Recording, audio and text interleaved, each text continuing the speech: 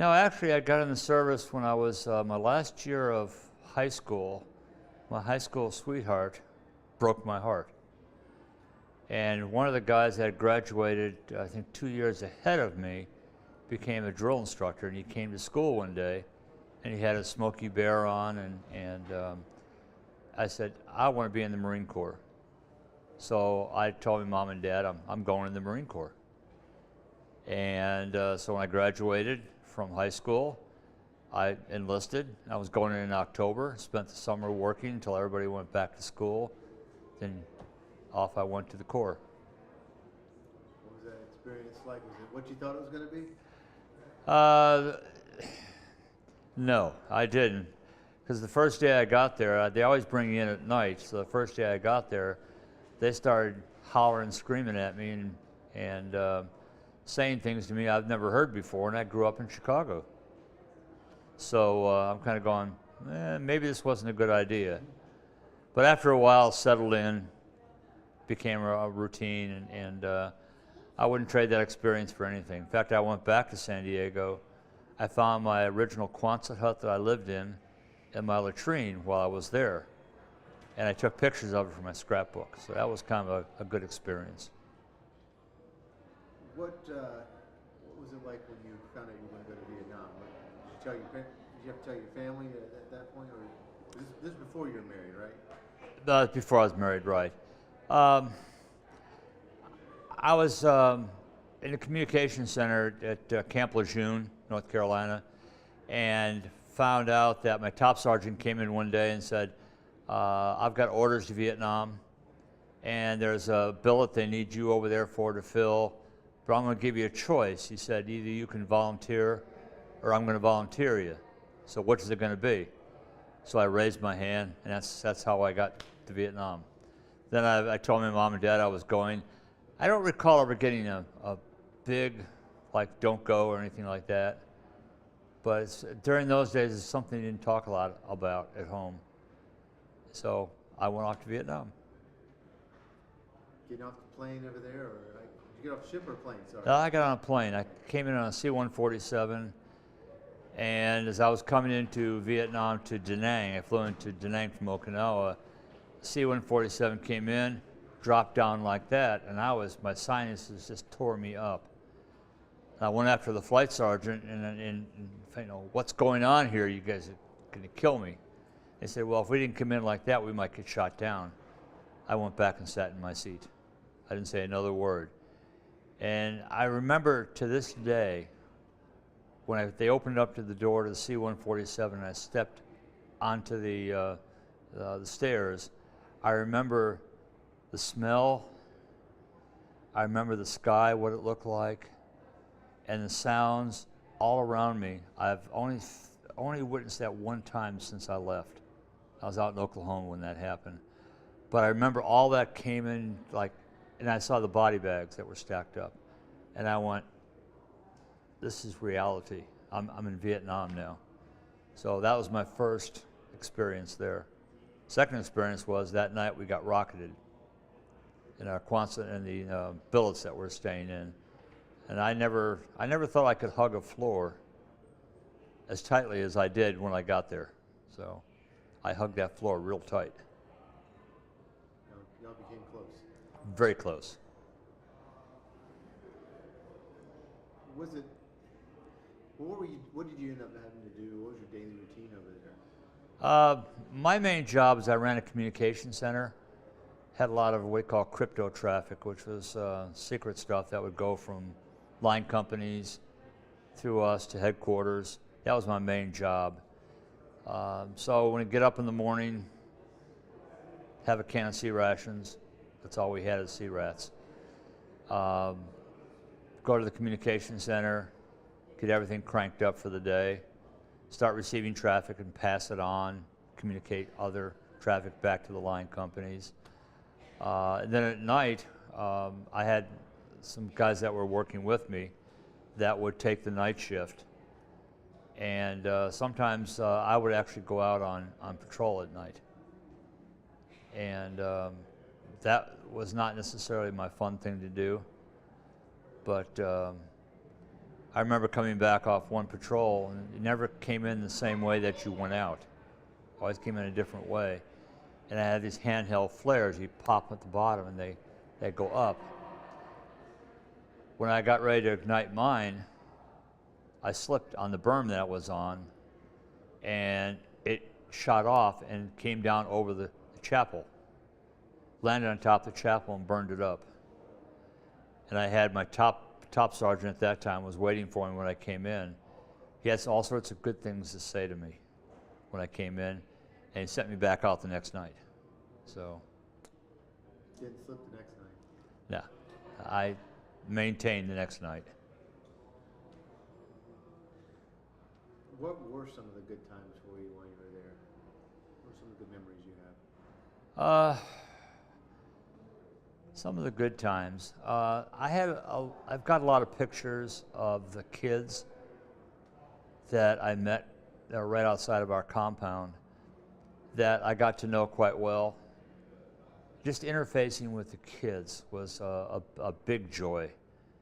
And they're also a good source of information, because if there's somebody in that area that didn't belong, you could see they would kind of get very restricted and wouldn't talk a whole lot. And they would point like that and then say, oh, that person didn't belong here. And sometimes they would bring you a soft drink.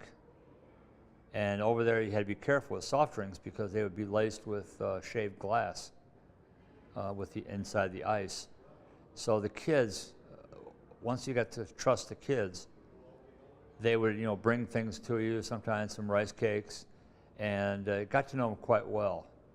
And I always wondered what happened to them. I've got pictures in my scrapbook of them, and I always wondered what happened to those kids, but I've never gone back to find out. So,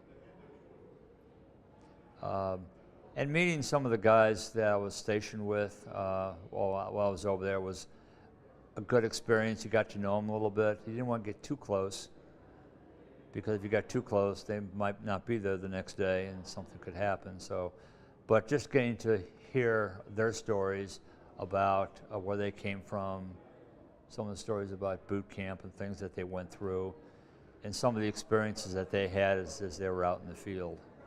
So that was probably the good times. Flip on that side, what were some of the hard times? Not knowing what's going to happen, because every time our group got pulled out to do an operation, the VC always made comment that they were going to hit us that night, and they did every time. And one night we got hit so hard that I sent all the guys that were working with me, I sent them out to their appointed foxholes, and I went back in the communications center and set it up for destruction. I put the thermal grenades and the crypto equipment. I had the C4 set up, and then I can look right outside the tent. I could see the tracer rounds and things just flying around. And I thought we were really going to get overrun that night. And fortunately we didn't. But that was a scary time for me, very scary. So I didn't know if I was going to make it or not. Now, I didn't have a lot of the experiences that some of the other guys had, where they were out there every day fighting the VC. I didn't have that same experience. Mine was a little bit different.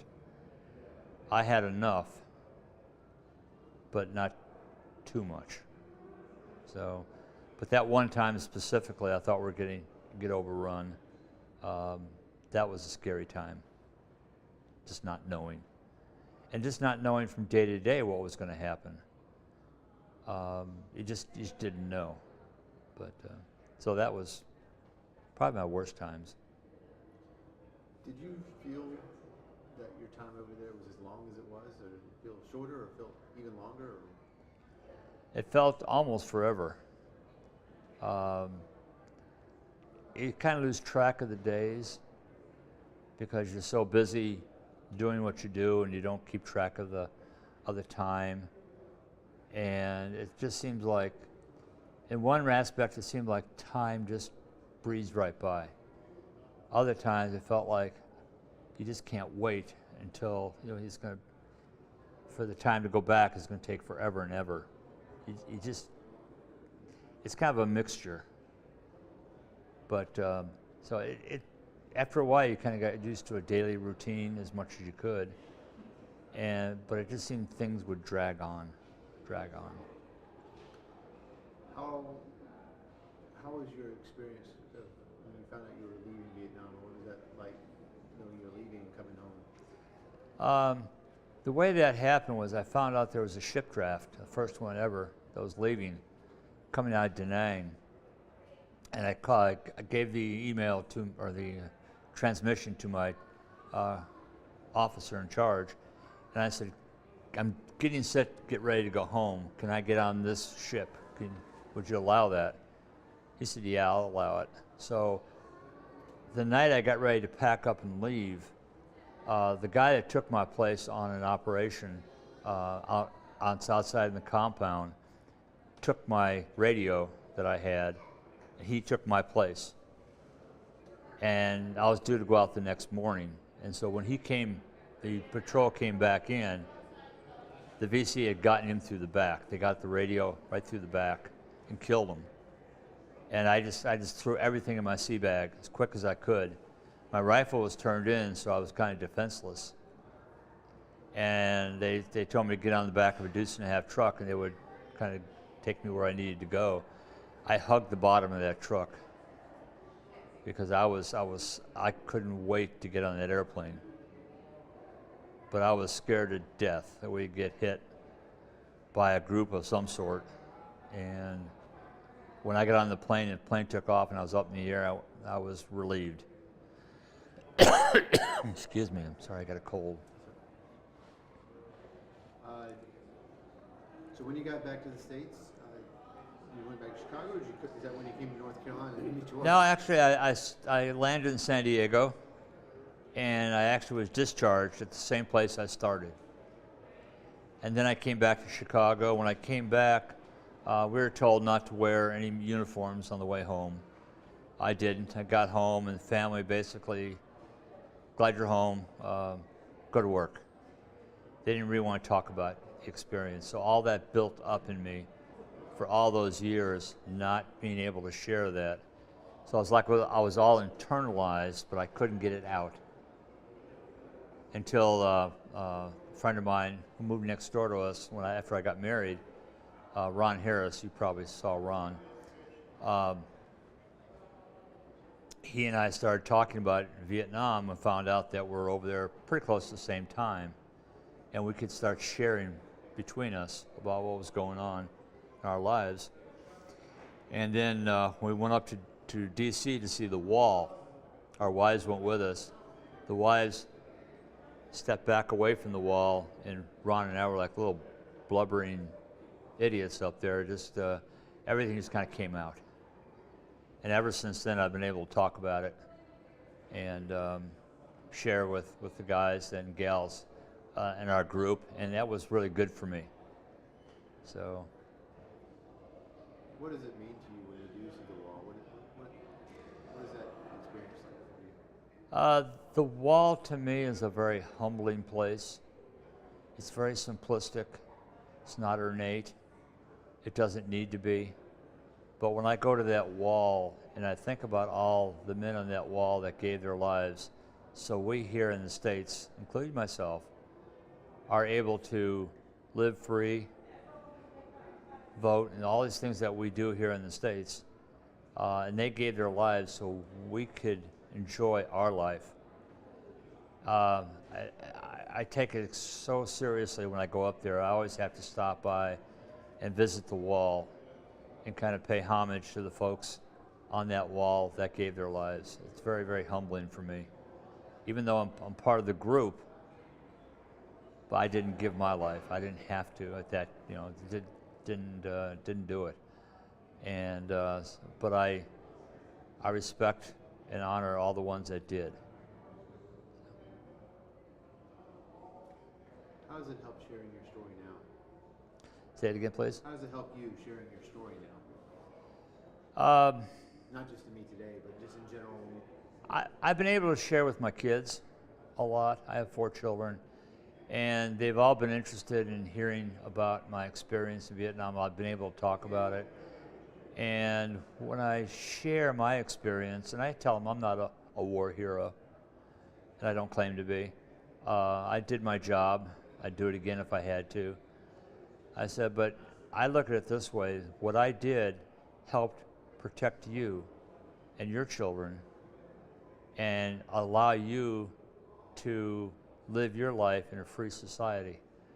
And I feel like that's my contribution because of the war.